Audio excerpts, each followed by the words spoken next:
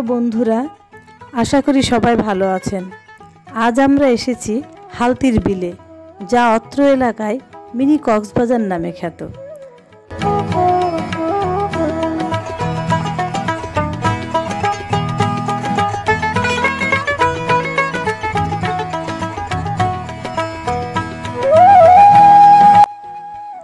এই বিল বেশ কিছু গ্রাম নিয়ে গঠিত, যেমন পাটুল, হাপানিয়া, হালতি, খোলাবাড়িয়া, দিঘির পাড় সহ বেশ কিছু ছোট বড় গ্রাম নিয়ে এই বিলের অবস্থান।